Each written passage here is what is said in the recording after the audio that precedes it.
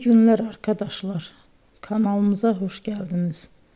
Bugün yine sizler için yepyeni videolarla karşınızdayım. İki başarılı oyuncularımız Elçin Sangu ve Barış Ardus'tan güzel paylaşımlarını sizler için hazırladık. Elçin Sangu, Sevdim Alabora, Yalancı ve Mumları, Kiralık Aşk, İyi Günde Kötü Günde bu dizilerde rol almış ve herkes tarafından çok beğenilmiştir.